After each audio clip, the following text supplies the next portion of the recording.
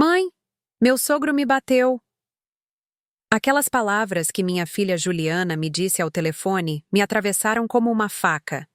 Eu estava no trabalho, revisando uns documentos da empresa, quando o nome dela piscou na tela. Era meio-dia. Juliana nunca me ligava naquela hora. Minha filha, o que aconteceu? Silêncio. Depois, a voz dela embargada. Mãe, meu sogro me bateu porque a comida estava salgada demais. Meu marido viu tudo e não disse uma palavra. Meu sangue gelou.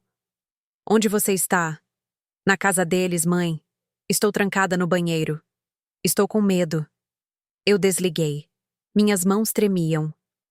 Meu nome é Sônia Guimarães. Tenho 55 anos. Trabalhei a vida inteira como contadora em uma empresa de suprimentos de escritório aqui em São Paulo. Criei Juliana sozinha depois que me separei do pai dela, quando ela tinha 12 anos. Ele era policial, um bom homem. Mas a vida nos levou para caminhos diferentes. Juliana sempre foi quieta, obediente, amorosa.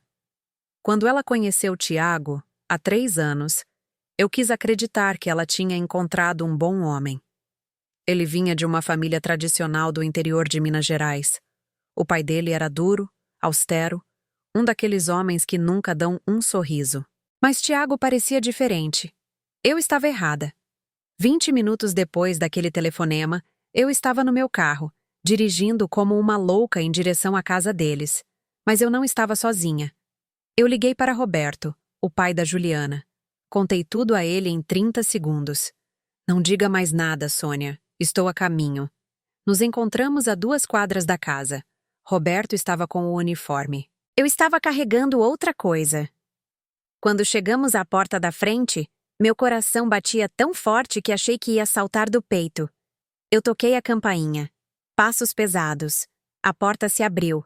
Era ele, o sogro de Juliana, o pai de Tiago, um homem grande, de braços grossos e um olhar frio que me atravessou.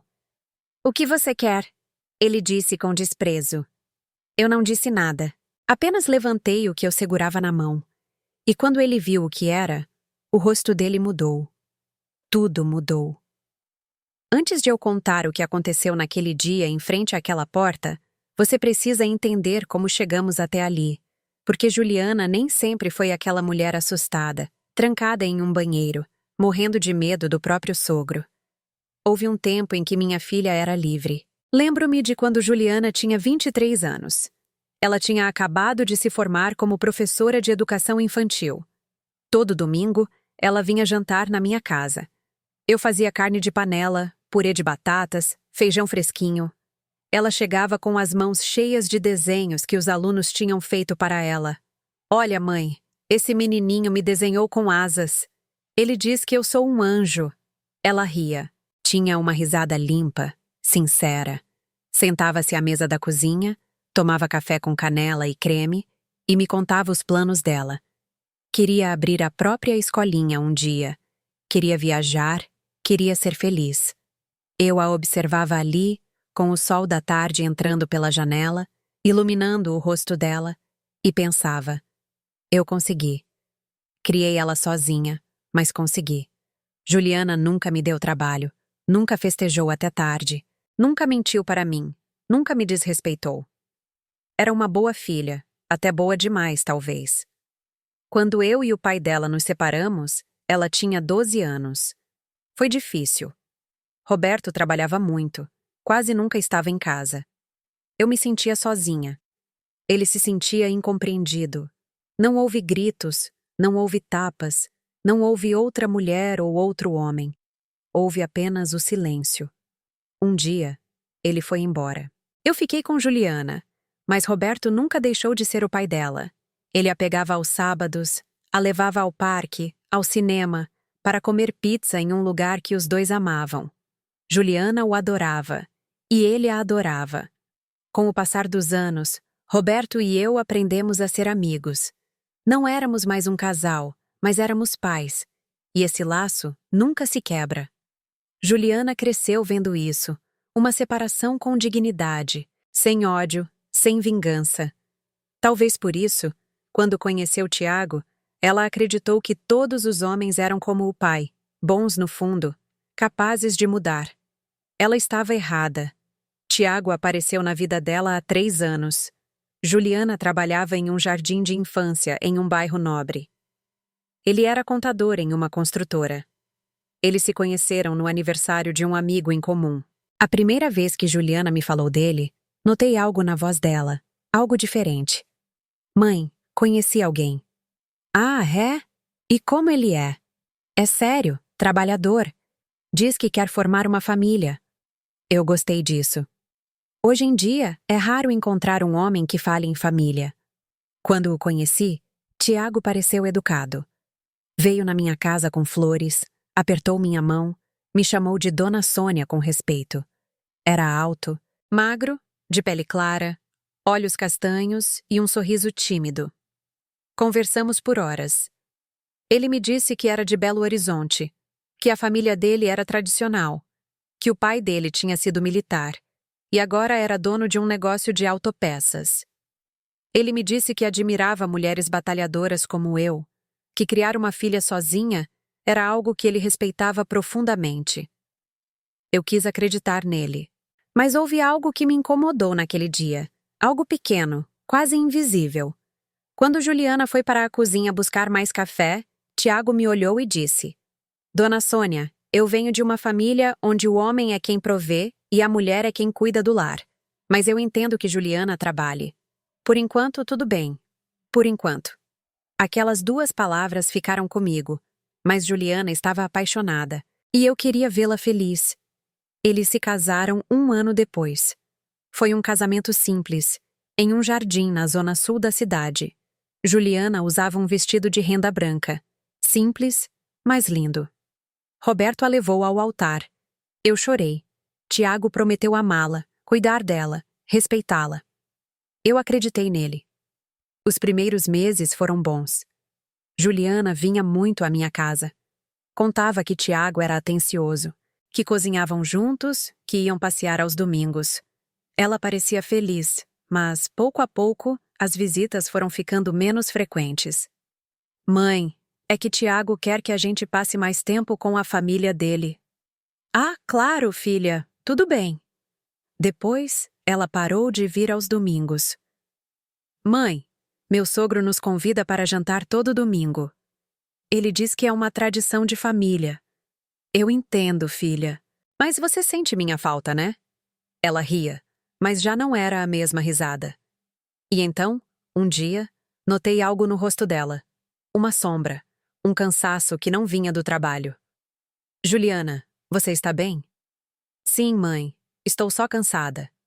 Mas os olhos dela diziam outra coisa. Eu quis perguntar mais, quis insistir, mas eu não insisti. E esse foi meu primeiro erro, porque quando uma mãe sente que algo não está certo com a filha, ela precisa agir, ela precisa perguntar, ela precisa quebrar o silêncio. Eu não quebrei. E essa minha omissão, esse meu silêncio, quase custou tudo a Juliana. Agora, parada em frente àquela porta, com Roberto ao meu lado e aquele objeto na minha mão, eu entendi algo. Às vezes, o amor de mãe não é só sobre estar lá. É preciso estar presente, é preciso agir. E naquele dia, eu ia agir. A primeira vez que algo realmente estava errado foi 6 meses depois do casamento. Eu não vi na hora. Ninguém viu. Mas agora, olhando para trás, eu entendo que foi ali que tudo começou. Era um sábado à tarde. Juliana apareceu na minha casa sem avisar. Isso já era estranho. Desde que casou, ela sempre ligava antes de vir. É que Tiago quer saber onde eu estou, ela me dizia. Eu achava que era afeto, atenção. Não era afeto.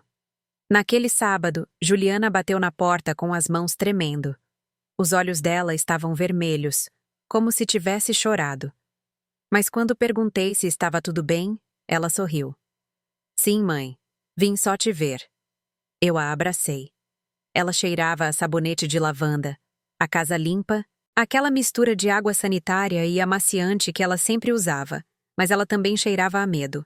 Eu não sei explicar. Mães conseguem sentir o cheiro do medo nos filhos. Sentamos na sala. Servi um chá gelado doce. Ela segurou o copo com as duas mãos, como se precisasse se agarrar a algo. Como está Tiago? Perguntei. Bem, trabalhando muito. E o sogro? Ela ficou em silêncio por apenas um segundo. Mas esse segundo foi o suficiente. Ele está bem também. É exigente, mas ele é assim. Exigente. Essa palavra deveria ter me alertado, mas eu não quis enxergar. Juliana ficou comigo a tarde inteira. Vimos um filme antigo, um daqueles que víamos juntas quando ela era criança. Comemos pipoca com pimenta, rimos. Por um momento, senti que estava tudo bem. Mas na hora de ir embora, antes de entrar no carro, ela se virou e me disse: Mãe, se eu precisar ficar na sua casa por uns dias, eu posso? Meu coração parou. Claro que sim, filha. Esta é sempre a sua casa. Por que você pergunta? Por nada. Só queria saber. Ela foi embora. Eu fiquei ali na porta vendo ela se afastar com um nó no estômago que não passou a noite toda. Eu deveria ter ligado para Roberto. Eu deveria ter ido na casa dela no dia seguinte. Eu deveria ter perguntado o que estava acontecendo. Eu não fiz, porque Juliana tinha me dito que estava tudo bem, e eu queria acreditar nela. As semanas se passaram. Juliana parou de vir. Não ligava mais nem aos domingos. Eu tentava falar com ela, mas ela sempre tinha uma desculpa. Mãe, desculpa. Meu sogro convidou a gente para jantar. Mãe, não posso. Tenho que limpar a casa. Mãe, Tiago quer que a gente vá visitar a tia dele. Sempre outra pessoa, sempre outra prioridade. E eu, como uma boba, pensava: bom, é normal. Ela é recém-casada, está construindo a vida dela. Mas em uma tarde, enquanto eu estava no supermercado, eu vi Juliana. Ela estava no setor de hortifruti, escolhendo tomates. Usava um casaco de manga comprida, apesar de estar calor. O cabelo preso em um rabo de cavalo baixo. Parecia mais magra. Juliana! Chamei, animada. Ela se virou.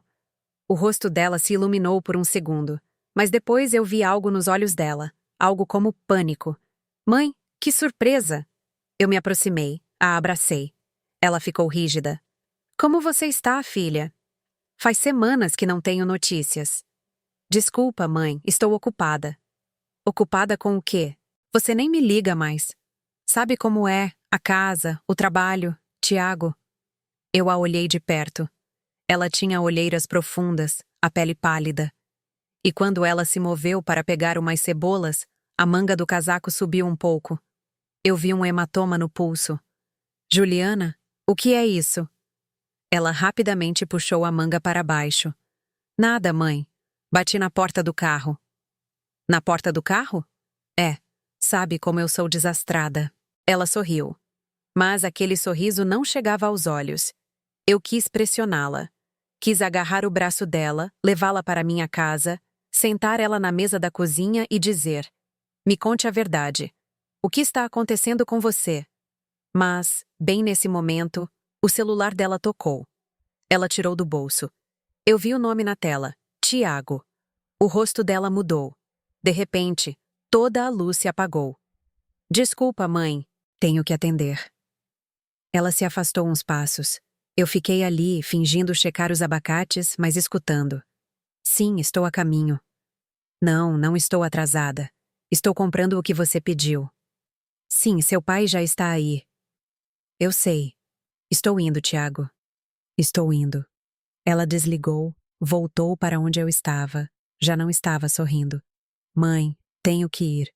Tiago está me esperando. Tão cedo. A gente nem conversou direito. Eu sei. Desculpa. Meu sogro chegou mais cedo e eu tenho que fazer o jantar. Seu sogro mora com vocês? Não, mãe, mas ele janta com a gente quase todo dia. Sabe, Tiago é filho único. E desde que a esposa dele morreu, bom, ele está sozinho. Algo no meu peito se apertou. E você está bem com isso? Claro, mãe. É normal. É o pai dele. Não era normal, mas eu não disse nada. Juliana me deu um beijo rápido no rosto, pegou o carrinho e saiu, quase correndo. Eu fiquei parada no meio do supermercado com as mãos vazias e o coração pesado. Naquela noite, eu não consegui dormir. Liguei para Roberto. Roberto, precisamos falar da Juliana. O que aconteceu? Eu não sei, mas algo não está certo. Ela te disse algo? Não, mas eu a vi hoje. Ela está com um hematoma no pulso e está muito magra e nervosa. E você acha que Tiago está batendo nela? Eu não sei. Ela diz que não. Mas, Sônia, se você desconfia de algo, temos que fazer algo. Eu sei, mas eu não posso acusá-lo sem provas. E se eu estiver errada? E se Juliana ficar brava comigo? Roberto suspirou. Tudo bem, mas eu vou falar com ela. A sós. Obrigada, Roberto. Eu desliguei, mas Roberto não conseguiu falar com ela, porque toda vez que ele tentava vê-la, Juliana tinha uma desculpa. Estava ocupada, estava cansada. Tiago não podia naquele dia. O sogro precisava de algo. Sempre algo. E eu, de longe, via minha filha se apagando, pouco a pouco, como uma vela que alguém assopra de leve, constantemente, até não sobrar mais luz. Passaram-se mais 3 meses. Juliana completou 26 anos. Eu fiz um jantar de aniversário na minha casa. Convidei Roberto, convidei as amigas, convidei Tiago. Tiago chegou atrasado. Estava sério. Sentou-se à mesa sem sorrir, sem conversar com ninguém. Juliana estava ao lado dele, quieta, tensa, como se estivesse esperando uma explosão. Eu tentei tornar a noite agradável. Fiz a comida preferida dela. Lasanha com pão de alho e uma salada grande. Coloquei música, trouxe o bolo, mas a tensão era tão palpável que dava para cortar com uma faca. Na hora do parabéns, Juliana tentou sorrir, mas os olhos dela estavam cheios de lágrimas. Depois do jantar, Tiago se levantou. Estamos indo. Meu pai está nos esperando. Seu pai? Perguntei. Mas é aniversário da Juliana. Eu sei, mas ele quer vê-la também. Ela é nora dele. Juliana se levantou sem dizer uma palavra. Me deu um abraço rápido. Obrigada, mãe. Foi lindo. Filha, por que você não fica mais um pouco? Suas amigas acabaram de chegar. Não posso, mãe. Tiago tem razão. O pai dele está nos esperando. Eles foram embora. Eu fiquei ali, olhando a porta se fechar, com o bolo pela metade e as velas ainda acesas. Roberto se aproximou de mim. Sônia, esse homem não está certo. Eu sei. E Juliana também não. Eu sei. Temos que fazer algo. Mas o que, Roberto? O que fazemos se ela não nos deixa ajudá-la? Ele não tinha resposta. Ninguém tinha. E enquanto isso, minha filha estava se perdendo. E eu, a mãe dela, não sabia como salvá-la, até aquele dia. Aquele dia em que ela me ligou com a voz embargada, me dizendo: Mãe, meu sogro me bateu. E eu entendi que não havia mais tempo para dúvidas. Tinha chegado a hora de agir. Depois daquele aniversário, algo mudou em mim. Eu não podia mais fingir que estava tudo bem. Eu não podia mais esperar que Juliana me contasse a verdade, porque nem sempre as palavras de uma filha que sofre vêm. Às vezes, o silêncio grita mais alto. Eu decidi visitá-la sem ligar antes. Era uma terça-feira à tarde. Saí mais cedo do trabalho, inventei uma desculpa para o meu chefe e dirigi até a casa onde Juliana morava com Tiago. Era uma casinha em um bairro tranquilo na zona norte da cidade. Nada de luxo, mas agradável. Tinha um jardinzinho na frente com hortênsias roxas. Quando cheguei, o carro de Tiago não estava lá. Isso me deu coragem. Eu bati na porta, esperei. Ninguém abriu. Bati de novo. Juliana, sou eu, a mãe. Eu ouvi passos lentos, como se alguém estivesse hesitando em abrir ou não. A porta abriu só uma fresta. Juliana espiou. O cabelo solto, despenteado. Vestia uma camiseta velha e calças de moletom. Parecia cansada, tão cansada. Mãe, o que você está fazendo aqui? Eu vim te ver. Posso entrar? Ela olhou para trás, para dentro da casa, como se estivesse procurando algo ou alguém. Tiago não está, eu disse. Eu vi que o carro dele não estava aqui. Ela respirou fundo. Abriu a porta um pouco mais. Entre. Eu entrei. A casa cheirava a água sanitária, a limpo. Limpa demais. Como se alguém tivesse esfregado por horas. A sala estava impecável.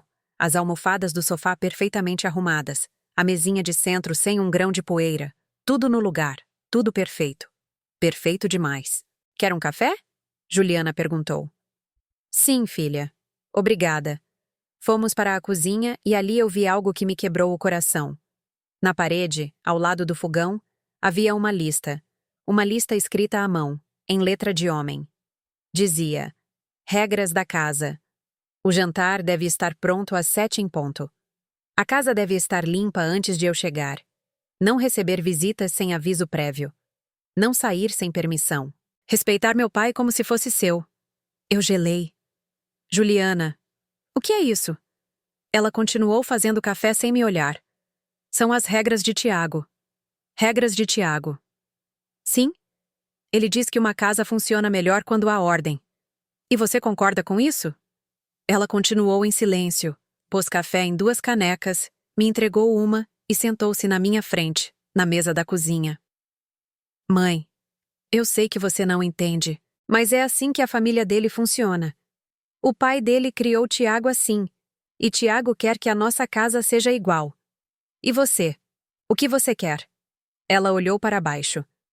Eu quero que meu casamento funcione. Mas isso é um casamento, Juliana. Ou é uma prisão? Ela levantou o olhar, os olhos cheios de lágrimas. Não diga isso, mãe. Filha, essas regras, isso não é normal, isso não é amor, isso é controle. Não é controle, é disciplina. Tiago diz que as mulheres de hoje não sabem mais ser esposas, que não sabem cuidar de um lar, que a mãe dele era diferente, que ela sabia o lugar dela. O lugar dela. Juliana, escute o que você está falando. Desde quando você fala assim? Desde que eu entendi que, se eu quero que isso funcione, eu tenho que me adaptar. Se adaptar ou se anular. Ela se levantou. Estava tremendo. Mãe, eu agradeço que você se preocupe, mas eu não preciso que você me diga como viver minha vida. Eu escolhi me casar com Tiago. Eu escolhi isso. Você escolheu isso? Ou te convenceram de que isso é o certo? Chega, mãe. O grito dela me deixou sem ar. Juliana nunca tinha gritado comigo. Jamais. Ela cobriu a boca com as mãos, como se não acreditasse no que tinha acabado de fazer. As lágrimas começaram a cair. Desculpa, mãe. Desculpa. Eu não queria. Eu me levantei, a abracei. Ela desabou nos meus braços. Chorou como eu não via desde que era criança. Eu estou tão cansada, mãe. Tão cansada. Eu sei, filha. Eu sei. Tiago não era assim antes, eu juro. Quando a gente namorava, ele era diferente. Era doce, era atencioso. Mas depois que a gente casou, ele mudou. Ou talvez eu nunca o tenha conhecido de verdade. Ele te bateu? Ela se afastou de mim, secou as lágrimas. Não, ele não. Ele nunca levantou a mão para mim. Então quem?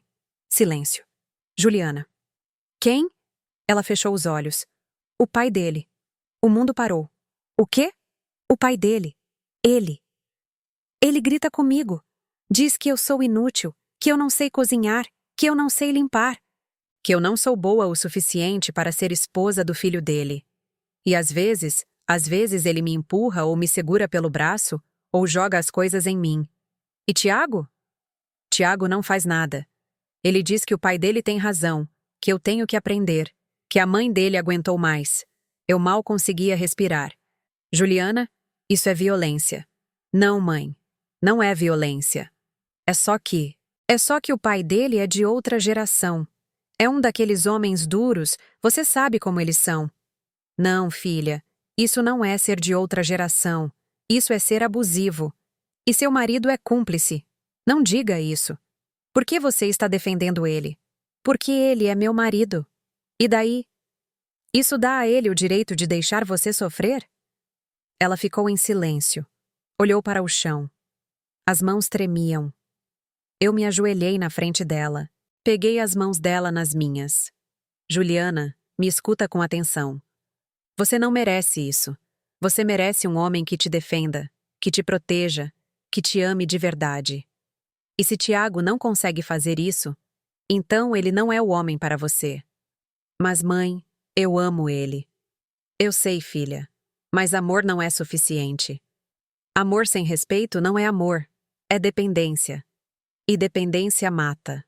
Ela me olhou com aqueles olhos cheios de dor, e por um momento eu achei que ela ia reagir. Achei que ela ia dizer: "Você tem razão, mãe. Me tira daqui." Mas ela não disse. Em vez disso, ela limpou as lágrimas, se levantou e disse: "Mãe, eu agradeço a preocupação, mas eu estou bem, de verdade. Estou só passando por uma fase difícil. Todo casamento passa por isso." "Não, Juliana, nem todos." "Sim, mãe. Você e o papai também tiveram problemas. Mas seu pai nunca deixou ninguém me desrespeitar, e eu nunca deixei ele me controlar." "Bom, talvez seja por isso que vocês se separaram." Aquelas palavras me doeram mais do que eu esperava. Juliana percebeu. O rosto dela mudou. "Desculpa, mãe. Eu não queria dizer isso. Eu estou só confusa. Estou cansada. Mas eu prometo que estou bem." "Sim. Eu prometo." Eu não acreditei nela. Mas eu não podia forçá-la a sair. Eu não podia arrastá-la daquela casa, porque Juliana não era mais uma criança. Era uma mulher adulta. E as decisões eram dela, mesmo que aquelas decisões a estivessem matando por dentro.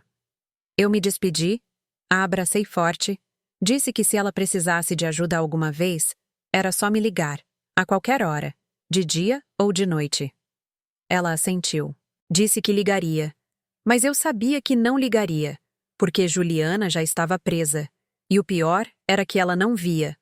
Ou talvez visse, mas tinha decidido ficar quieta, se submeter, aguentar, como tantas mulheres, como a avó, como a bisavó, como gerações de mulheres que aprenderam que sofrer em silêncio era uma virtude.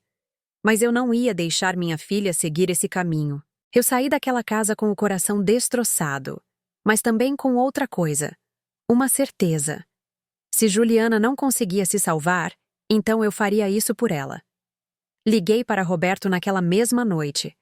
"Preciso que você fique alerta. Se Juliana me ligar, se ela me disser que algo aconteceu, eu preciso que você esteja pronto para agir." "O que você acha que vai acontecer?" "Eu não sei. Mas algo vai acontecer. E quando acontecer, eu não vou hesitar. Eu vou atrás dela e vou tirá-la de lá." "E se Tiago resistir?"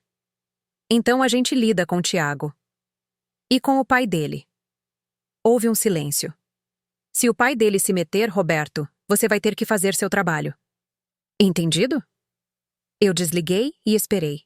Esperei por semanas, por meses, com um nó no estômago, com o medo me corroendo por dentro, me perguntando se eu estava exagerando, se eu estava sendo uma mãe superprotetora, se Juliana estava realmente em perigo ou se eu estava só imaginando coisas. Até que um dia, no trabalho, meu telefone tocou e eu ouvi a voz da minha filha, quebrada, apavorada, me dizendo: "Mãe, meu sogro me bateu", e tudo explodiu. Às vezes a gente confia demais nas pessoas erradas. Você já foi traído por alguém que amava? Conte sua história nos comentários. Quero lê-las. Os meses que se seguiram àquela visita foram os mais difíceis da minha vida. Eu continuei trabalhando, continuei vivendo minha rotina. Mas uma parte de mim estava sempre em alerta, sempre esperando, como um animal que sente a tempestade antes que caia a primeira gota de chuva. Juliana me ligava de vez em quando, sempre conversas curtas, sempre com aquela voz controlada, medida, como se alguém estivesse escutando do outro lado. "Oi, mãe. Tudo bem?" "Tudo, filha. E você?" "Tudo bem também. Só liguei para dar um oi." "Tem certeza? Está tudo bem?" "Sim, mãe. Tudo ótimo. Tenho que ir. Te amo." E desligava. Eu ficava ali com o telefone na mão, sentindo que algo estava errado, mas sem poder fazer nada. Roberto me dizia para ter paciência, que Juliana tinha que se dar conta sozinha, que se a gente a pressionasse, ela se afastaria mais ainda. Talvez ele estivesse certo, mas a paciência dói. Dói como uma faca lenta girando no peito, dia após dia. Em uma tarde, enquanto eu estava no mercado comprando as coisas da semana, eu vi uma pessoa conhecida. Era Vanessa, uma vizinha do bairro onde Juliana morava. Eu a conhecia porque uma vez, quando fui visitar minha filha, ela estava regando o jardim e a gente se cumprimentou. Dona Sônia, não é? Ela disse. Sim, Vanessa. Que bom te ver. Como está Juliana? A pergunta me pegou de surpresa. Está bem. Por quê? Vanessa baixou a voz, olhou em volta como se não quisesse que mais ninguém escutasse. É que eu não quero me meter, mas tenho notado coisas. Meu coração começou a bater mais rápido. Que tipo de coisas? Bom, às vezes eu escuto gritos vindo da casa da Juliana, voz de homem, muito alta. E uma vez eu vi o sogro da Juliana sair da casa, batendo a porta. Parecia furioso. E depois eu vi Juliana na janela. Ela estava chorando.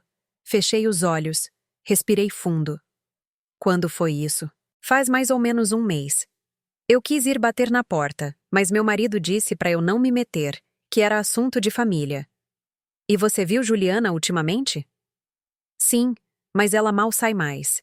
Eu via ela passeando, indo para o trabalho. Agora mal a vejo. E quando vejo, está sempre apressada, como se não quisesse que ninguém falasse com ela. E Tiago? Ele sai cedo e volta tarde. Mas o pai dele, aquele homem, vai lá quase todo dia. Às vezes fica até de madrugada. E Juliana fica sozinha com ele? Sim. Bom, até Tiago chegar. Minhas mãos tremiam. Vanessa, se você escutar gritos de novo, você pode me ligar? Eu lhe dei meu número de telefone. Por favor, ela é minha filha. Ela assentiu. Claro, senhora. Eu também tenho uma filha. Eu entendo. Nos despedimos. Saí do mercado sem comprar nada. Entrei no carro e chorei. Chorei de raiva, de impotência, de medo, porque agora não eram só suspeitas. Agora havia testemunhas, havia gritos, havia lágrimas. E eu, a mãe dela, não podia fazer nada. Ou talvez pudesse. Talvez eu pudesse fazer algo que eu vinha evitando. Liguei para Roberto. Preciso que você faça uma pesquisa sobre o sogro de Juliana, o pai de Tiago. Quero saber quem ele é, o que ele fez, se ele tem antecedentes. Você acha que ele tem antecedentes? Eu não sei, mas um homem que trata uma mulher assim, que grita, que a empurra, esse homem não aprendeu isso da noite para o dia. Alguém ensinou ele, ou ele sempre foi assim. Ok, vou ver o que consigo. Qual é o nome dele? Ricardo. Ricardo Miller. Ele foi militar. Agora tem um negócio de autopeças na Zona Norte. Perfeito. Eu te ligo em uns dias. Roberto era policial, tinha contatos, sabia como encontrar informações. 3 dias depois ele me ligou. Sônia, eu achei algo. O quê? Ricardo Miller tem um histórico. 15 anos atrás, a esposa dele, a mãe de Tiago, registrou uma denúncia por violência doméstica. Meu sangue gelou. O quê? Sim, mas ela retirou a queixa poucos dias depois. Segundo o registro, ela disse que foi um mal-entendido, que eles estavam passando por problemas conjugais, que estava tudo resolvido. E depois disso? Depois disso, nada. Não houve mais denúncias. Mas segundo alguns vizinhos daquela época, os gritos eram frequentes, e ela, a esposa, parou de sair de casa. Ficou muito quieta, muito submissa. E como ela morreu? Oficialmente de câncer, há 8 anos. Mas há quem diga que o câncer não foi a única coisa que a matou, que ela estava muito magra, muito fraca, como se tivesse parado de comer, como se tivesse desistido. Eu senti que não podia respirar. Roberto, aquele homem matou a esposa. Não com um golpe, mas matou. Apagou ela pouco a pouco. Eu sei. E agora está fazendo o mesmo com Juliana. E Tiago? Tiago cresceu vendo isso. Vendo o pai gritar. Vendo a mãe se submeter. Ele aprendeu que é assim que um casamento funciona. Que o homem manda e a mulher obedece. E agora está repetindo o padrão. Eu tenho que tirar Juliana de lá, mas ela não quer sair. Então, eu vou fazer ela querer. Como? Eu não sei, mas eu vou fazer algo. Eu desliguei. Naquela noite, eu não consegui dormir. Fiquei acordada, olhando para o teto, pensando em Juliana, pensando naquela casa, pensando naquele homem, Ricardo, entrando todos os dias, gritando, empurrando, destruindo lentamente a alma da minha filha, e pensando em Tiago, o homem que eu achei que era bom, o homem que prometeu amar Juliana e que agora, como um covarde, deixava o pai tratá-la como lixo. Eu decidi fazer algo arriscado. No dia seguinte, saí mais cedo do trabalho. Dirigi até a casa de Juliana. Eu sabia que Tiago não estaria lá. Eu sabia que estariam só Juliana e Ricardo. E era exatamente isso que eu queria. Cheguei às 3 da tarde. Toquei a campainha. Ninguém atendeu. Toquei de novo, esperei. Finalmente a porta se abriu. Era Ricardo. Alto, ombros largos, com o rosto duro e o olhar frio. "O que você quer?" Ele me disse, com aquele tom que os homens usam que acham que mulher não merece respeito. "Eu vim ver minha filha. Ela não está." "Está sim. O carro dela está bem ali." Eu apontei para o carro de Juliana, estacionado na frente da casa. Ricardo apertou o maxilar. "Eu disse que ela não está. E eu estou dizendo que quero vê-la." Ficamos nos encarando. Foi um duelo silencioso, uma batalha de vontades. Eu não ia recuar. Depois de alguns segundos ele se afastou. "Entre." "Mas não demore. Eu tenho o que fazer." Eu entrei. A casa estava escura, as cortinas fechadas, o ar pesado. "Juliana!" Chamei. Nenhuma resposta. "Juliana está na cozinha", Ricardo disse, cruzando os braços. Eu fui para a cozinha e lá estava minha filha, de costas para mim, parada em frente ao fogão, cozinhando. Juliana. Ela se virou, e o que eu vi me destruiu. O rosto dela estava inchado, os olhos vermelhos, e na bochecha esquerda, uma marca vermelha recente. "Mãe!" Ela sussurrou. Ricardo apareceu atrás de mim. "Sua filha é muito desastrada." Bateu a cabeça no armário. Eu o olhei com ódio. "Ela bateu a cabeça no armário? Ou você bateu nela?" O rosto dele não mudou. Não demonstrou surpresa, nem culpa, só desprezo. "Senhora, sugiro que vá embora. A senhora não tem nada a ver com isso." "Eu tenho tudo a ver com isso. Ela é minha filha. E ela é a esposa do meu filho. E enquanto ela morar nesta casa, eu tenho o direito de corrigi-la quando ela erra." "Corrigir? É assim que você chama? Bater em uma mulher é corrigir? Se ela não sabe cozinhar, ela tem que aprender. Minha esposa aprendeu, e Juliana vai aprender também." Juliana começou a chorar. "Senhor Ricardo, por favor, pare." "Cale a boca!" Ele gritou com ela. E eu explodi. Eu andei até ele. Pequena, sim, mas furiosa. "Não grite mais com ela. Não levante mais a mão para ela, porque se você fizer, eu vou fazer você se arrepender." Ele riu. Uma risada fria, debochada. "O que você vai fazer? Uma mulher solteira, uma divorciada. Eu posso ser divorciada, mas eu não estou sozinha. E se você tocar em um fio de cabelo da minha filha, você vai descobrir o que é o inferno de verdade." "Você está me ameaçando?" "Não, estou avisando." Ficamos nos encarando. Desta vez, ele foi o primeiro a desviar o olhar. "Vá embora antes que eu chame a polícia. Chame. O pai da Juliana é policial. Eu adoraria que ele viesse." Isso o desestabilizou. Só por um segundo, mas foi o suficiente. "Juliana, vamos embora", eu disse. "Você não pode levá-la", Ricardo disse. "Ela é adulta, pode ir embora a hora que quiser." "Não é, Juliana?" Juliana olhou para mim. Havia tanto medo nos olhos dela, tanta dor, tanta confusão. "Mãe, eu não posso. Tiago vai ficar bravo. Que fique bravo. Você não pode ficar aqui. Mas ele é meu marido.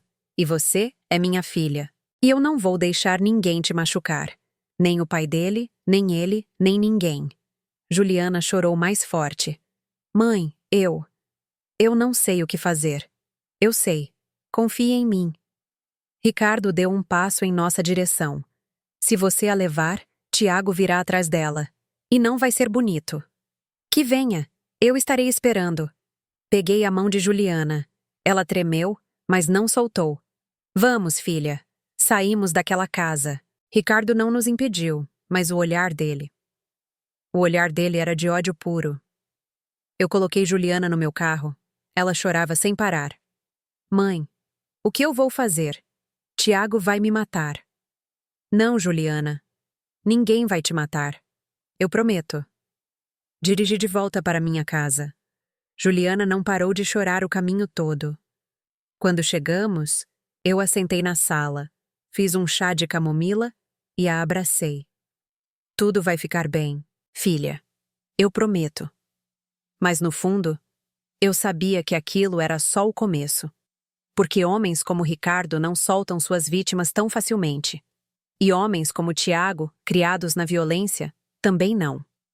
Naquela noite, liguei para Roberto. Preciso que você venha para cá. Juliana está comigo, e eu acho que Tiago vai vir. Estou a caminho. E esperamos. Enquanto conto tudo isso, me pergunto onde você pode estar escutando. Escreva o nome da sua cidade nos comentários. Juliana passou a noite inteira na minha casa. Não falava muito, só chorava. Abraçava a si mesma. Tremia a cada vez que ouvia um barulho da rua. Eu sentei ao lado dela, no sofá da sala, e não me movi. A abracei. A acariciei o cabelo como quando ela era criança e tinha pesadelos. Acabou, filha. Acabou. Mas não tinha acabado. Estava só começando. Roberto chegou às 9 da noite. Ainda estava com o uniforme. Quando viu Juliana, o rosto dele mudou. Os olhos se encheram de lágrimas. O que fizeram com você, minha menina? Juliana se levantou e correu para abraçá-lo. Chorou no peito dele como eu não via chorar há anos. Pai, me desculpa. Me desculpa por não ter te contado antes. Você não tem nada que se desculpar, Juliana. Nada disso é sua culpa. Roberto me olhou por cima da cabeça de Juliana. Os olhos dele diziam a mesma coisa que os meus. Isso não podia continuar. Nós três sentamos na sala. Eu fiz café. Juliana bebia devagar, as mãos tremendo. Juliana, Roberto disse com a voz suave. Eu preciso que você me conte tudo desde o começo. Sem medo, sem vergonha, tudo. Juliana olhou para baixo. Eu não sei por onde começar. Comece pelo começo. Quando tudo isso começou? Ela respirou fundo. Eu acho que começou até antes da gente casar, mas eu não percebi. Como assim? Quando eu e Tiago namorávamos, ele era muito atencioso, mas também muito ciumento. Se eu saía com as minhas amigas, ele me ligava a cada meia hora. Se eu não atendia logo, ele ficava bravo. Dizia que eu não o amava, que se eu o amasse de verdade, eu estaria sempre disponível para ele. Eu e Roberto nos olhamos. Eu achava que era porque ele me amava muito. Juliana continuou. Que ciúme era sinal de amor. Mas agora eu entendo que não era. Era sinal de controle. E o pai dele? Perguntei. Quando você conheceu o pai dele? Eu o conheci um mês depois que comecei a namorar Tiago. Fomos para Minas Gerais. Ricardo, o pai de Tiago, me recebeu na casa dele, mas não foi gentil. Ele me olhou de cima a baixo, como se estivesse me medindo, e depois disse para Tiago na minha frente. Ela é bonita, mas espero que saiba cozinhar, porque mulher que não cozinha não serve como esposa. Eu fiquei em choque. E o que Tiago disse? Ele riu. Ele disse, não se preocupe, pai. Se ela não souber, o senhor ensina. Juliana suspirou. Eu me senti incomodada, mas achei que era só o jeito dele, que era de outra geração, que com o tempo ele ia me aceitar. E ele aceitou você? Roberto perguntou. Não, ele nunca me aceitou. Desde o dia do casamento, ele começou a me criticar. Dizia que meu vestido era simples demais, Que a comida da recepção não estava boa? Que eu tinha convidado gente demais do meu lado e de menos do dele. Tudo o que eu fazia estava errado. E Tiago te defendia? Juliana balançou a cabeça. Não, ele só dizia: meu pai tem razão. Você precisa se esforçar mais. Sentia a raiva subindo no meu peito. Depois do casamento, Juliana continuou. Ricardo começou a vir na nossa casa todos os dias. No começo, ele só vinha jantar. Tiago dizia que o pai estava sozinho, que desde que a mãe morreu ele não tinha ninguém, que era nosso dever cuidar dele. Cuidar dele, eu disse, ou deixar ele controlar você. Eu não via dessa forma, mãe. Eu achava que estava sendo uma boa nora, uma boa esposa. Mas nada que eu fazia era suficiente.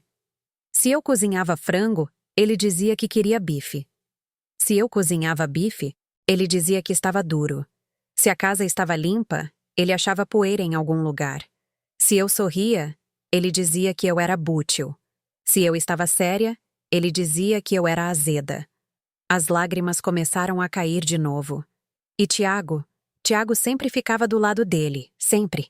Dizia que o pai dele estava só tentando me ajudar, que se eu escutasse os conselhos, eu seria uma esposa melhor. E quando os tapas começaram? Roberto perguntou com a voz tensa. Juliana fechou os olhos. 6 meses atrás, eu estava cozinhando. Fiz uma sopa de legumes. Ricardo chegou, provou a sopa e disse que estava horrível, que parecia água suja. Eu disse que sentia muito, que faria de novo. Mas ele se levantou, pegou a tigela e jogou contra a parede. Os cacos de vidro se espalharam pelo chão.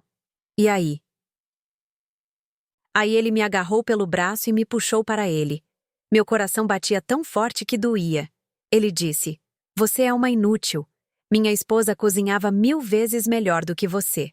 Eu não sei o que meu filho viu em uma mulher tão medíocre. Eu comecei a chorar. Eu disse que sentia muito, que eu faria melhor, mas ele apertou meu braço com tanta força que deixou hematomas. E depois ele me empurrou. Eu caí, bati o quadril na mesa. Roberto se levantou, furioso. E onde estava Tiago? Na sala, assistindo TV. E não fez nada. Ele veio na cozinha, viu o pai gritando comigo, me viu no chão e só disse: Juliana, levanta, limpa essa bagunça. E da próxima vez, cozinhe algo decente. O silêncio que se seguiu foi pesado, tão pesado que eu mal podia respirar. Essa foi a primeira vez que ele me bateu, Juliana disse, mas não foi a última. A partir daquele dia, Ricardo ficou mais agressivo. Me empurrava, puxava meu cabelo, me beliscava. E sempre, sempre com Tiago ali, vendo tudo e não dizendo nada. Por que você não me ligou antes? Roberto perguntou, com a voz embargada. Porque eu tinha vergonha, pai. Porque eu achava que era culpa minha, que se eu fosse uma esposa melhor, uma cozinheira melhor, uma mulher melhor, nada disso estaria acontecendo. Juliana, me escuta com atenção, Roberto disse, ajoelhando-se na frente dela. Nada disso é culpa sua. Nada. Aquele homem é um abusador e seu marido é um covarde. E os dois merecem ir para a cadeia. Mas, pai, eu o amo. Eu amo Tiago. Amar alguém que te deixa sofrer, isso não é amor, filha. Isso é medo. Juliana cobriu o rosto com as mãos. Eu não sei o que fazer. Eu não sei como sair disso. Eu fui até ela. Peguei as mãos dela nas minhas. Você já saiu, Juliana. Você está aqui conosco. Você está segura. Mas Tiago virá. Ele vai me fazer voltar. Que venha, Roberto disse. Eu estarei aqui. E ele não vai te levar a lugar nenhum. E se ele trouxer o pai dele? Se ele trouxer o pai dele, melhor ainda. Porque eu o prendo por agressão. Mas, pai, eu não tenho provas. Eu não fui ao médico. Eu não tirei fotos dos hematomas. A prova está no seu corpo, e seu depoimento também é prova. Isso é o suficiente. Juliana balançou a cabeça. Não vai ser o suficiente. Ricardo tem dinheiro, tem conexões, pode contratar advogados, pode dizer que eu estou mentindo, que eu sou louca. Então vamos garantir que ele não possa. Eu disse. Os dois olharam para mim. Como? Roberto perguntou. Amanhã, a gente vai com Juliana na delegacia. Vamos fazer um boletim de ocorrência formal contra Ricardo por agressão, contra Tiago por cumplicidade. Mãe, eu não posso. Pode sim. E você vai, porque se você não fizer isso agora, isso vai continuar e um dia aquele homem vai longe demais e vai matar você. Juliana ficou em silêncio. Ela sabia que eu tinha razão. Está bem. Ela disse finalmente. Eu faço. Roberto assentiu. Bom, eu vou com você. E eu vou garantir que esse boletim seja levado a sério. Nós três nos abraçamos. Foi um abraço longo. Um abraço de família quebrada, mas unida. Uma família que luta, que resiste. Mas naquela noite, algo mais aconteceu. Às 11 horas, bateram na porta. Nós três congelamos. É ele, Juliana sussurrou. Roberto se levantou. Foi até a porta. Quem é? Ele perguntou sem abrir. É Tiago. Eu vim buscar minha esposa. Ela não está. Eu sei que ela está aí. Sua mãe a levou. Eu quero falar com ela. Não tem nada para conversar. Vá embora. Eu não saio sem Juliana. A voz de Tiago soava desesperada, raivosa.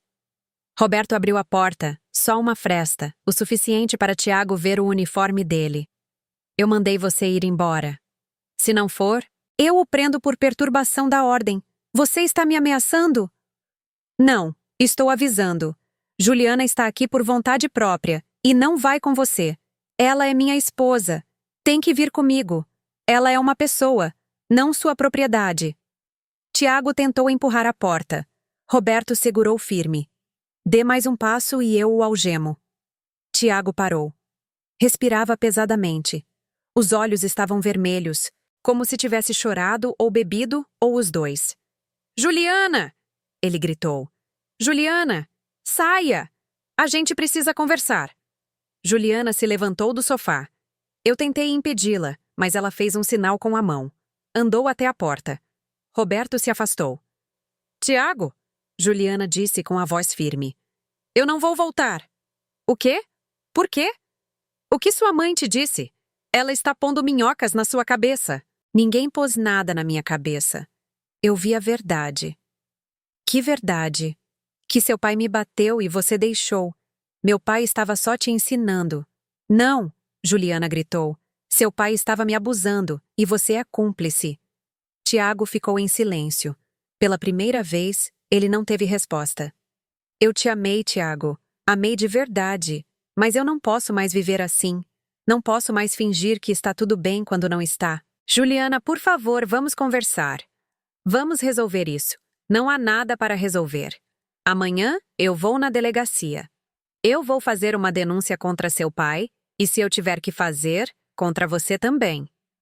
O rosto de Tiago mudou de suplicante para fúria. Você vai me denunciar? Depois de tudo que eu fiz por você? O que você fez por mim, Tiago? Me deixar sofrer? Deixar seu pai me humilhar? Foi isso que você fez por mim.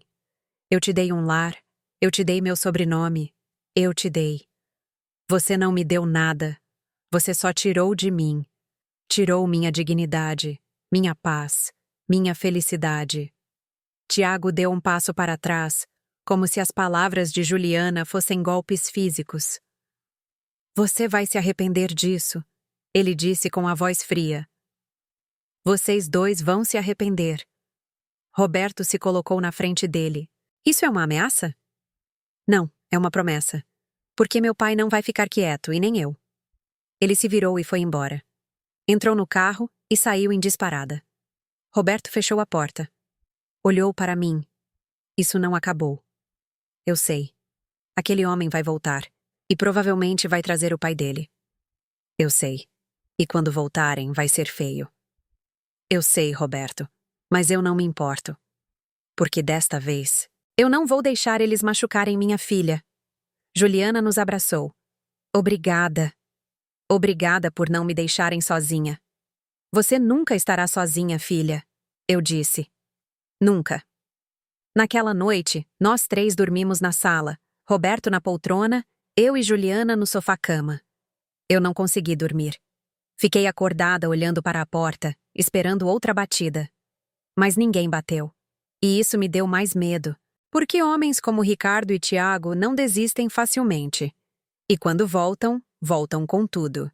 O dia seguinte amanheceu com um céu cinzento, nuvens grossas, como se até o tempo soubesse o que estava por vir.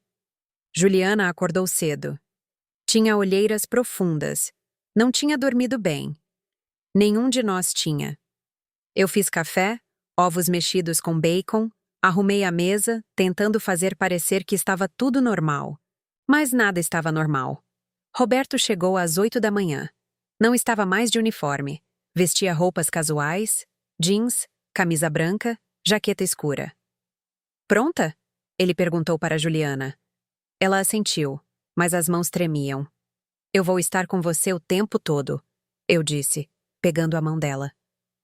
Você não está sozinha. Eu sei, mãe. Mas eu estou com medo. É normal ter medo, mas o medo não pode te parar. Você já deu o passo mais difícil. Agora é só continuar. Saímos de casa, entramos no carro de Roberto. Eu sentei atrás com Juliana. Ela se agarrou na minha mão como se fosse uma tábua de salvação. Durante o trajeto, ninguém falou muito. Só o som do motor, o barulho da cidade, as buzinas, a vida seguindo seu curso, alheia à nossa dor. Chegamos na delegacia às 9h30. Era um prédio cinza, frio, cheio de gente esperando, gente com rostos cansados, gente que tinha visto demais, gente como nós. Roberto conhecia alguns dos policiais. Ele nos ajudou a pular parte da fila. Nos levou para uma sala pequena onde uma mulher de uns 40 anos, de óculos e cabelo preso em um coque, estava nos esperando. Bom dia, eu sou a delegada Lúcia. Entendo que a senhora veio fazer uma denúncia por agressão. Juliana assentiu. Sim. Certo. Eu preciso que você me conte tudo, com detalhes e com calma, ok? Juliana respirou fundo e começou a falar. Contou tudo desde o começo, do ciúme de Tiago no namoro, das críticas de Ricardo, do primeiro empurrão, da sopa jogada, dos hematomas, do medo constante. A delegada Lúcia tomava notas. O rosto dela não demonstrava emoção, mas os olhos. Os olhos diziam que ela tinha escutado essa história 1000 vezes, com 1000 rostos diferentes, mas sempre a mesma história. Você tem alguma prova física? Fotos dos hematomas? Laudos médicos? Juliana balançou a cabeça. Não, eu. Eu tinha medo que Tiago descobrisse. Há testemunhas? Uma vizinha, Vanessa. Ela ouviu gritos. Roberto interveio. Eu posso pegar o depoimento dela. Perfeito. Isso ajuda, a delegada disse. E o principal agressor é o sogro, Ricardo Miller? Sim. E seu marido, Tiago Miller? Ele também agrediu você fisicamente? Juliana hesitou. Não diretamente, mas ele permitiu. Ele via o pai dele me bater e não fazia nada. É como se ele estivesse me batendo também. A delegada assentiu. Isso se chama cumplicidade e também é crime. Vou incluí-los os dois no boletim. O que vai acontecer agora? Eu perguntei. Vamos emitir uma intimação para Ricardo Miller. Ele terá que comparecer para prestar depoimento. Se houver provas suficientes, ele será preso. Quanto a Tiago, ele também terá que depor, e dependendo do depoimento, pode responder por omissão de socorro. E Juliana está protegida? Vamos emitir uma medida protetiva. Nem Ricardo nem Tiago podem se aproximar de Juliana. Se o fizerem, serão presos imediatamente. Juliana começou a chorar. E se eles não respeitarem a ordem? Para isso o seu pai está aqui, a delegada disse, olhando para Roberto. Ele pode protegê-la, e nós também. Mas você tem que ser forte, Juliana. Este é só o começo. Juliana assinou o boletim. As mãos dela tremiam tanto que mal conseguia segurar a caneta. Mas ela assinou. Saímos da delegacia com uma cópia do boletim, com a medida protetiva, com um pedaço de papel que dizia que Juliana estava protegida. Mais papel não para bala, não para soco, não para homem cheio de raiva. E eu sabia disso. Voltamos para minha casa. Juliana ficou no quarto dela, o quarto antigo onde ela cresceu, onde ela foi criança, onde ela foi feliz. Eu fiz almoço, tentei me ocupar, mas minhas mãos tremiam. Minha mente não parava de imaginar o que Ricardo e Tiago fariam quando recebessem a notificação. Às 3 da tarde, meu telefone tocou. Era um número desconhecido. Eu atendi. Alô? Silêncio. Alô? Eu repeti. E então uma voz que me gelou o sangue. Dona Sônia. É Ricardo. Fechei os olhos. Respirei fundo. O que você quer? Eu quero que você me devolva Juliana.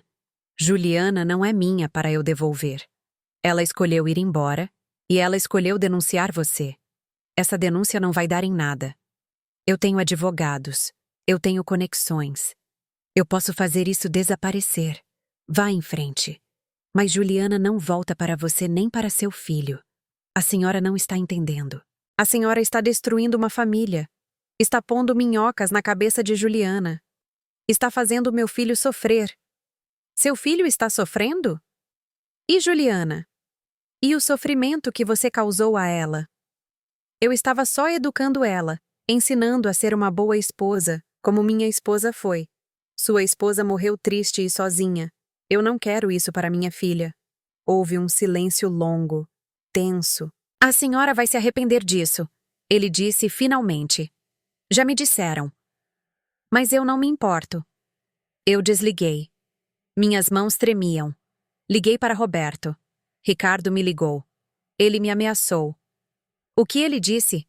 Que eu ia me arrepender, que ele tem advogados, que pode fazer a denúncia desaparecer. Não pode.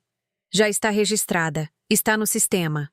Ele pode contratar quem quiser, mas isso não vai sumir. Mas Roberto, aquele homem é perigoso. Eu sei. Por isso eu vou ficar aí com vocês. Não vou deixar nada acontecer. Obrigada. Eu desliguei. Juliana desceu do quarto. Os olhos vermelhos. Quem ligou? Eu não quis mentir para ela. Ricardo. O rosto dela ficou pálido. O que ele disse? Nada importante, só ameaças vazias.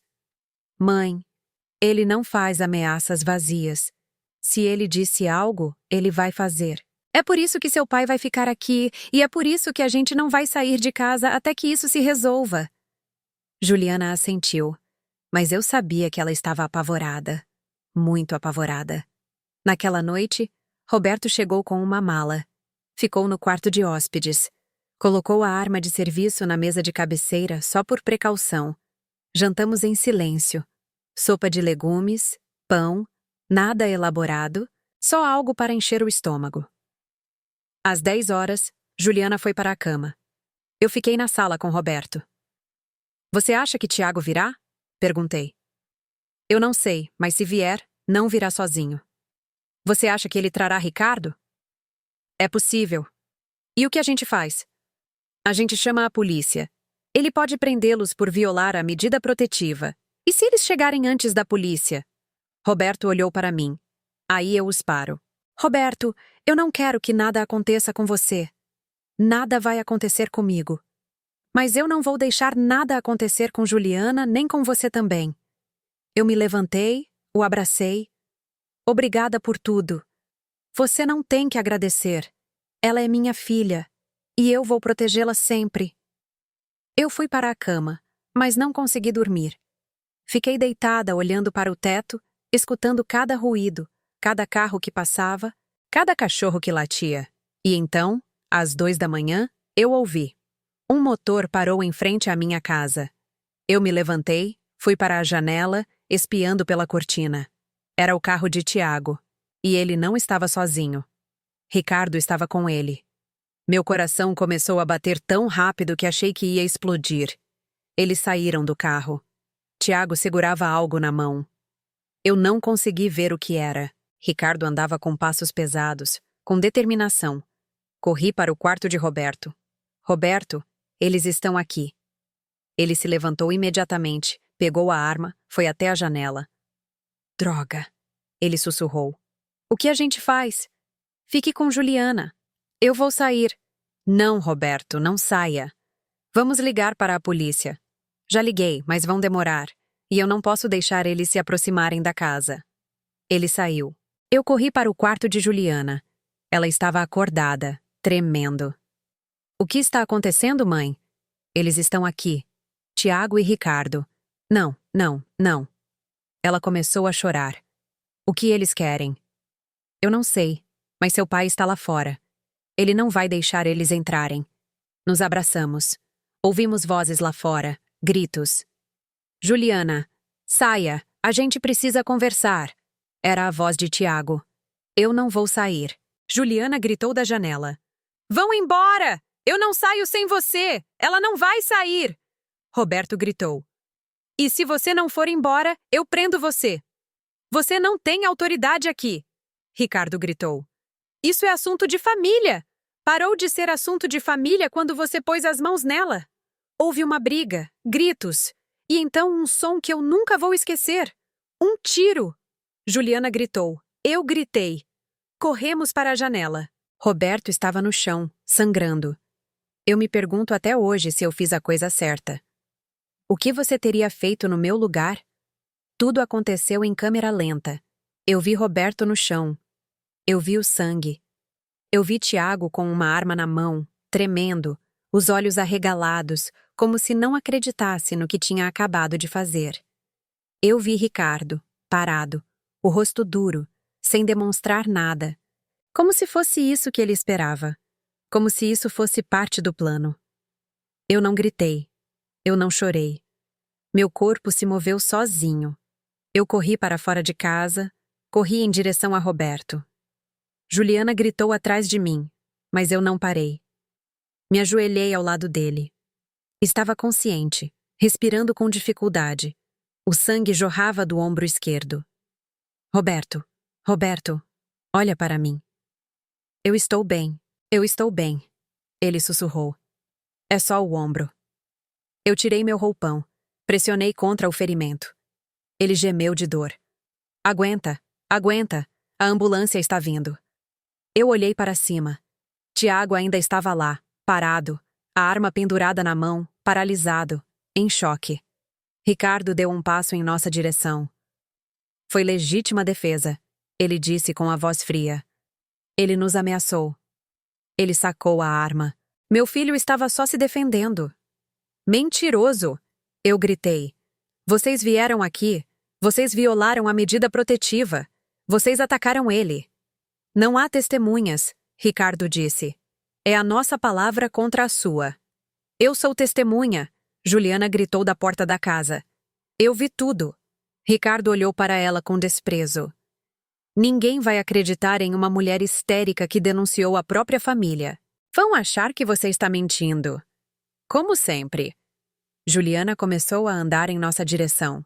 Estava tremendo, chorando, mas estava andando.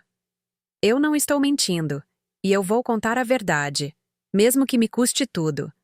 Tiago olhou para ela. Pela primeira vez desde que saiu do carro, ele falou. Juliana, eu não queria. Eu só. Ele ia. Ele.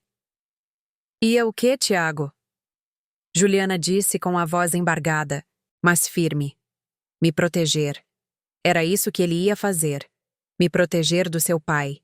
Me proteger de você. Juliana, por favor, entenda. Eu não sabia que ia acontecer assim.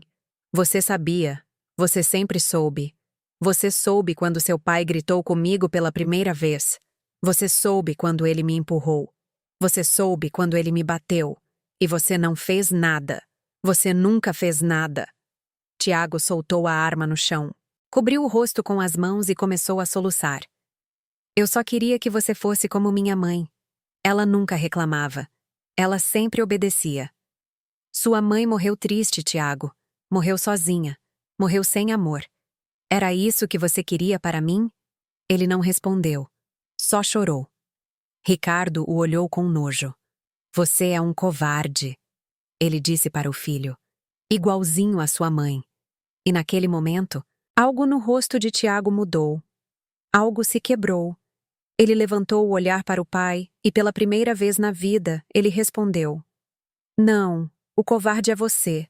Você que bateu na minha mãe por anos. Você que fez ela se sentir inútil. Você que a matou pouco a pouco. E eu. Eu deixei você fazer o mesmo com Juliana porque eu aprendi com você.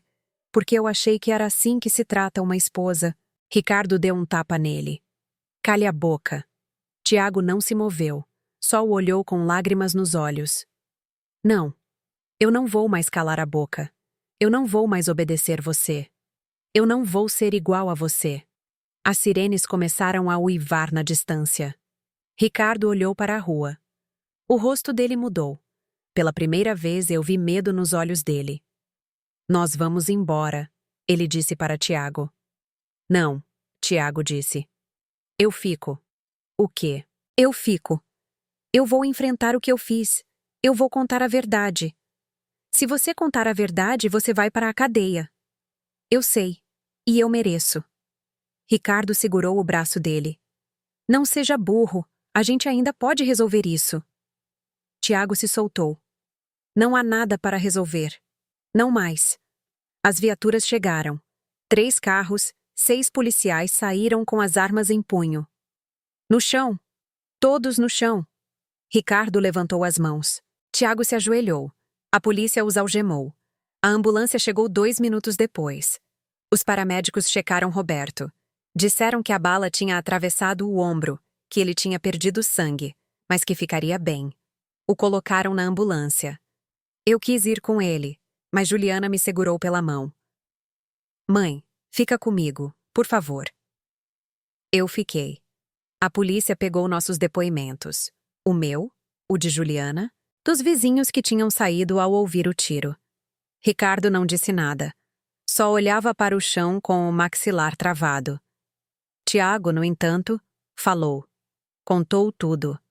Que o pai tinha abusado de Juliana, que ele tinha permitido, que eles tinham vindo naquela noite para levá-la à força, que Roberto tinha tentado impedi-los, que o pai tinha dado a arma para ele, que em um momento de medo e raiva, ele tinha atirado.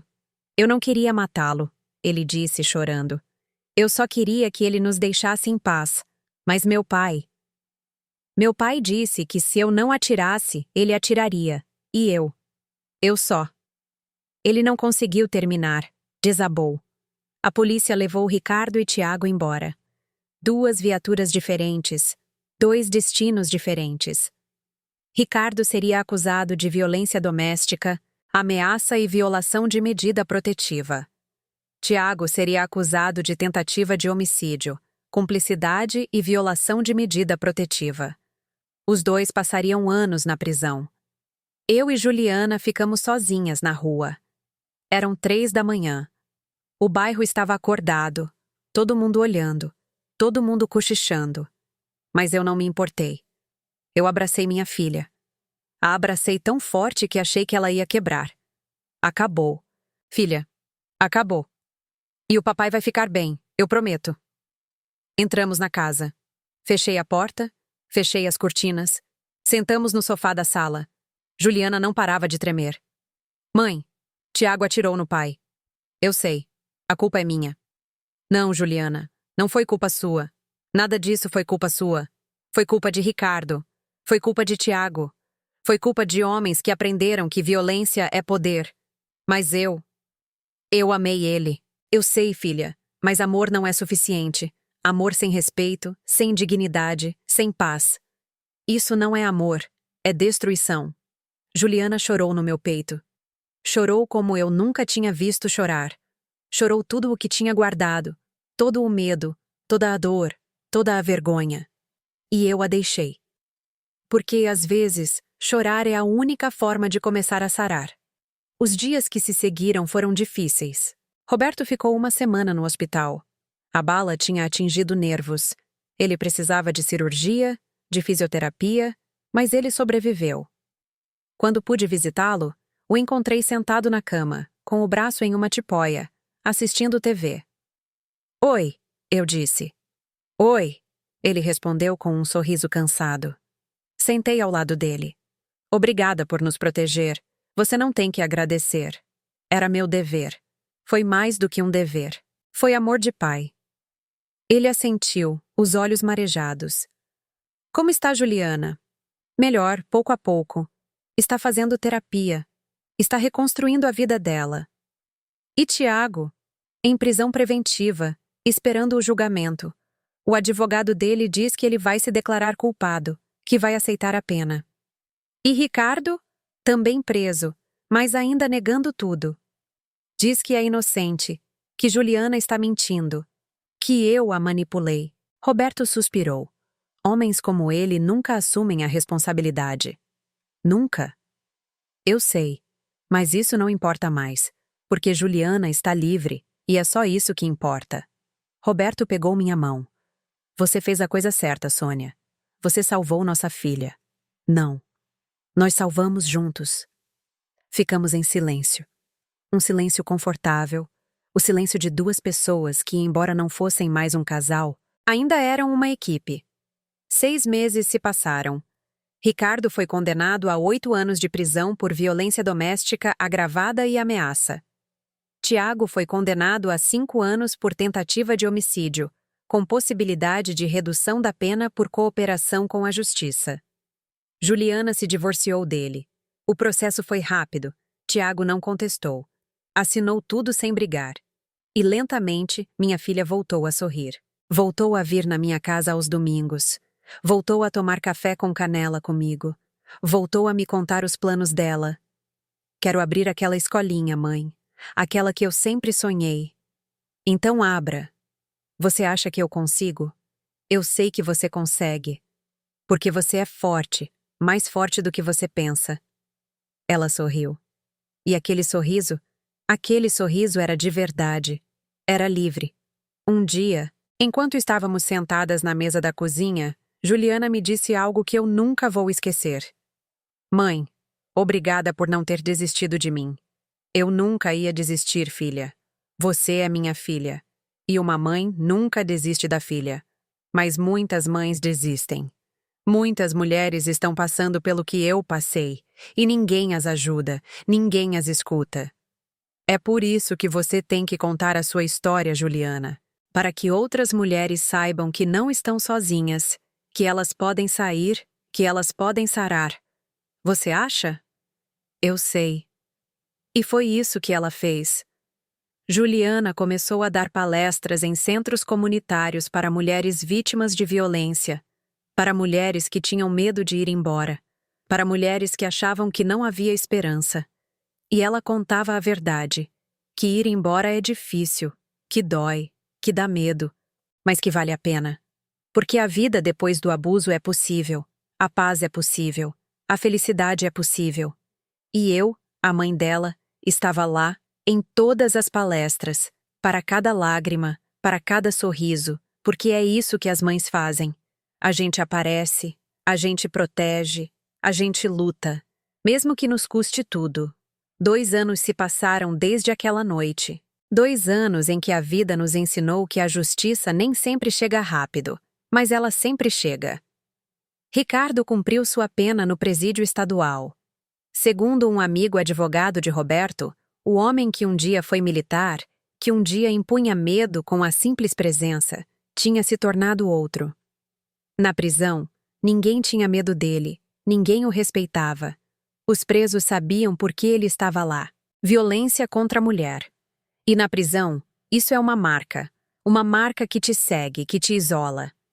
Ricardo não era mais o homem duro que gritava e batia. Era um homem velho, curvado, que comia sozinho, que andava de cabeça baixa, de quem ninguém queria se aproximar. Um dia, recebi uma ligação. Era do hospital da prisão. Ricardo tinha sofrido um infarto. Não foi grave, mas também não foi leve. O coração dele estava fraco, muito fraco. O médico me disse que Ricardo tinha pedido para falar com alguém da família, com o filho, com a nora. Mas Tiago recusou. Disse que não tinha nada para falar com ele, que o pai tinha morrido para ele no dia em que o forçou a atirar em Roberto. E Juliana também recusou, não com raiva, não com ódio.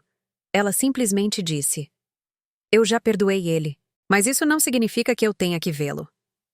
Assim, Ricardo ficou sozinho naquela cama de hospital, sem família, sem visitas, sem ninguém para segurar a mão dele enquanto o coração falhava. Um dia ele me chamou de louca. Um dia ele me disse que eu estava destruindo a família dele. Anos depois, eu soube que ele estava sozinho naquele hospital. A vida sempre cobra suas dívidas. Eu não senti alegria ao saber, mas também não senti pena. Eu só senti uma sensação de equilíbrio. Porque Ricardo passou seus últimos anos exatamente como ele fez tantas mulheres se sentirem, sozinhas, assustadas, sem poder. Tiago saiu da prisão depois de 3 anos. Teve a pena reduzida por bom comportamento e por ter colaborado com a justiça. Quando saiu, não tinha para onde ir. A casa dele tinha sido vendida para pagar advogados. O pai ainda estava preso. E Juliana já tinha seguido em frente. Ele tentou ligar para ela 1 vez, 2, 10 vezes. Ela nunca atendeu. Até que um dia, Juliana decidiu vê-lo. Não porque quisesse voltar, não porque sentisse falta, mas porque ela precisava fechar aquele capítulo da vida dela. Eles se encontraram em uma cafeteria, um lugar público, neutro. Eu quis ir com ela, mas Juliana me disse: "Não, mãe, eu tenho que fazer isso sozinha." Eu esperei por ela do lado de fora, sentada em um banco, vendo as pessoas passarem, rezando em silêncio. Meia hora depois, Juliana saiu. Os olhos estavam vermelhos, mas ela não estava chorando. "Está tudo bem?" perguntei. "Sim, estou bem." "O que aconteceu?" Ele me pediu desculpas. Me disse que esteve em terapia, que entendeu todo o mal que tinha me feito, que se pudesse voltar atrás, faria tudo diferente. "E o que você disse?" Eu disse que o perdoava, mas que perdoar não significa esquecer, nem voltar, nem dar outra chance. Como ele reagiu? Ele chorou. Me disse que entendia, que não esperava nada de mim, que só queria que eu soubesse que ele estava mudando, que estava tentando ser melhor. "E você acreditou nele?" Juliana pensou um momento. "Eu não sei, mãe. Talvez ele esteja mudando, ou talvez ele só tenha aprendido a dizer as palavras certas. Mas não é mais minha responsabilidade descobrir. Não é meu problema." Eu a abracei. "Eu tenho tanto orgulho de você, filha." "Obrigada, mãe." "Por tudo." Essa foi a última vez que Juliana viu Tiago. Meses depois, eu soube por uma amiga que Tiago tinha se mudado para outra cidade, que estava trabalhando em construção, vivendo sozinho, sem namorar e sem falar com ninguém sobre o passado.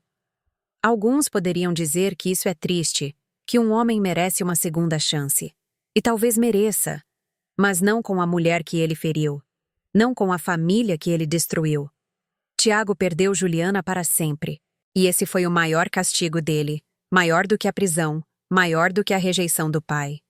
Perdeu o amor de uma mulher boa, e isso ele nunca mais vai ter de volta. Roberto se recuperou totalmente. Bom, quase totalmente.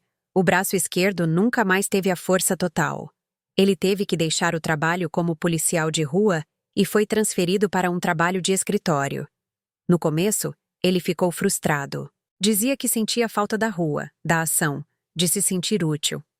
Mas com o tempo, ele encontrou outra forma de ser útil.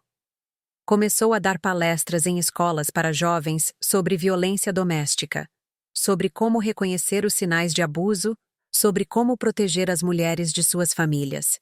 E os jovens o escutavam, porque Roberto não falava como policial, falava como pai, como um homem que tinha visto a dor de perto, que tinha sangrado para proteger a filha.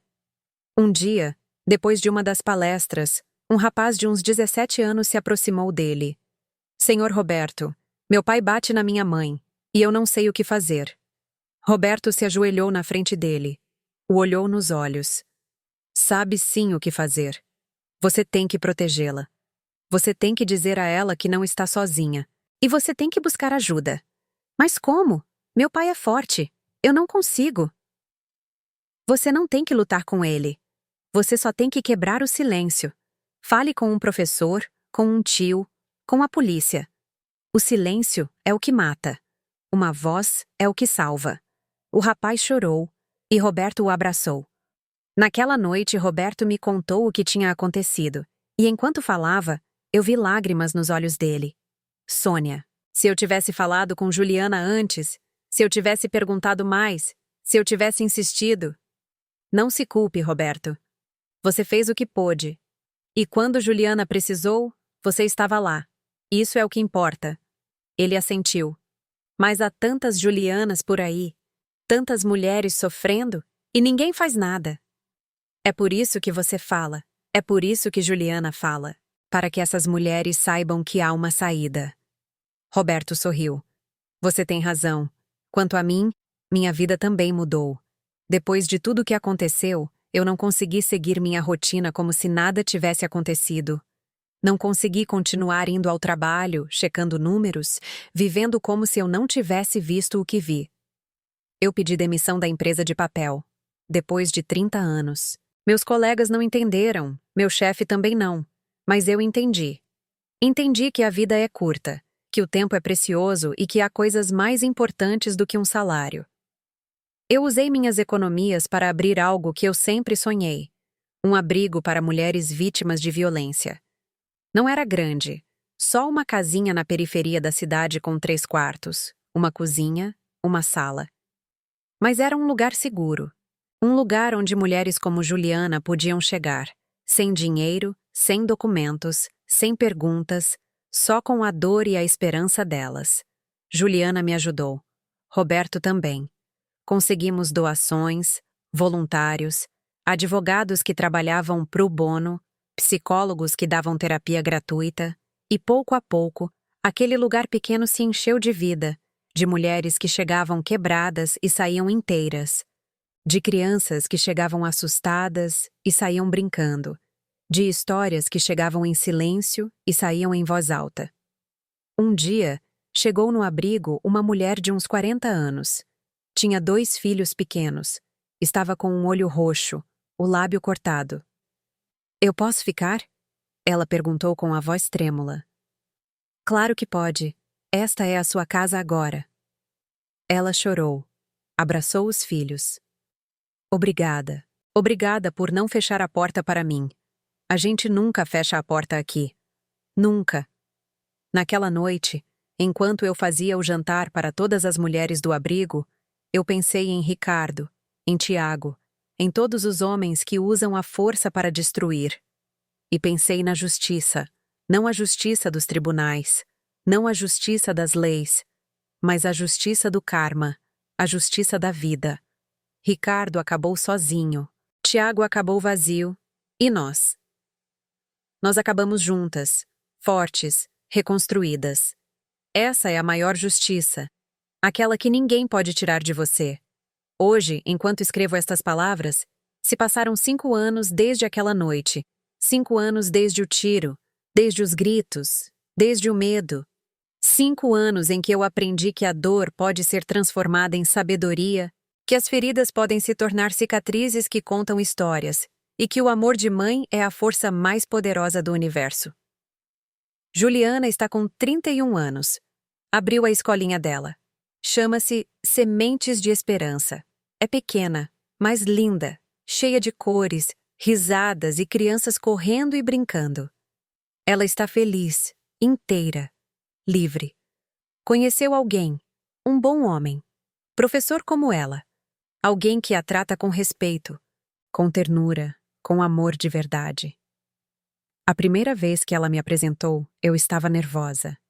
Tinha medo de cometer o mesmo erro de novo, de confiar em alguém que não merecia. Mas quando eu o vi com Juliana, quando eu vi como ele a olhava, como ele a escutava, como ele a fazia rir, eu soube que desta vez era diferente.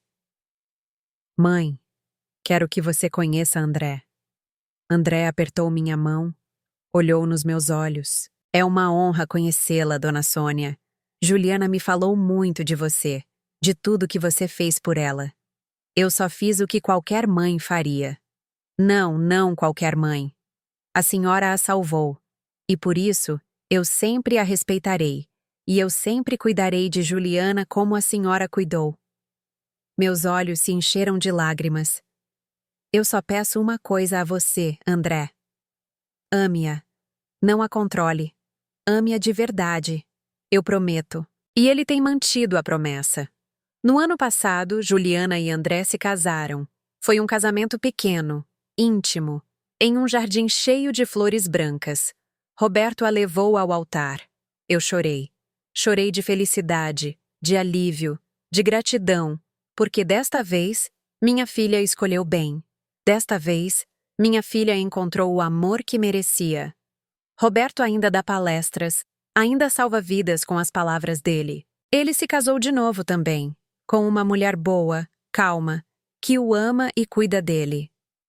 Eu e ele ainda somos amigos, ainda somos uma equipe, porque mesmo que o nosso casamento não tenha dado certo, a nossa família deu.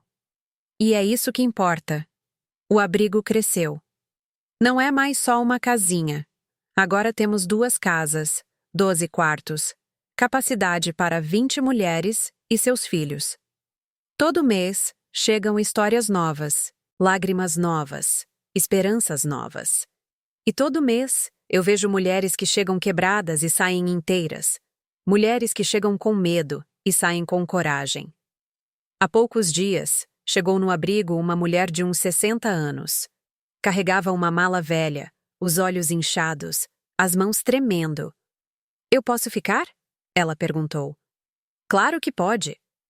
"Entre." Ela entrou, sentou na sala e começou a falar. "Fui casada por 40 anos. 40 anos aguentando, 40 anos em silêncio.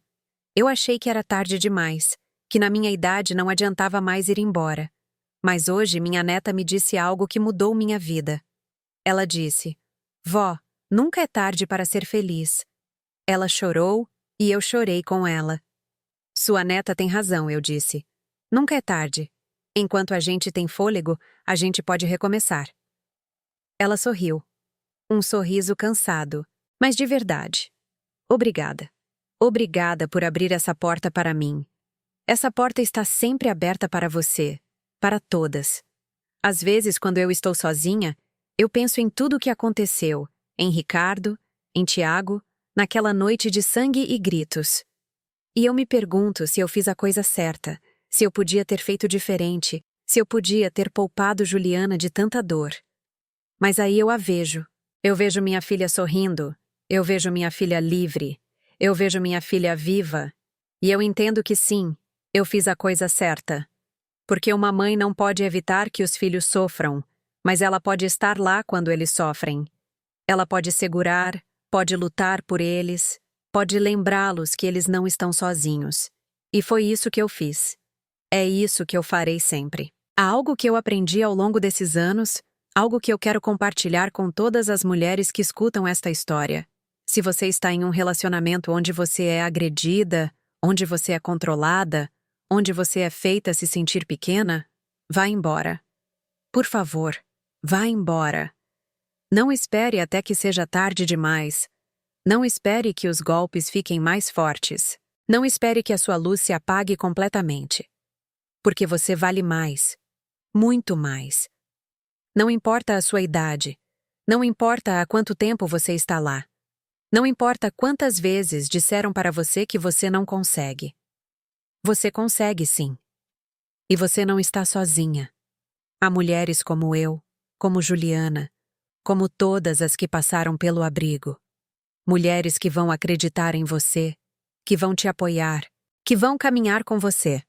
Você só tem que dar o primeiro passo, o mais difícil, o mais importante.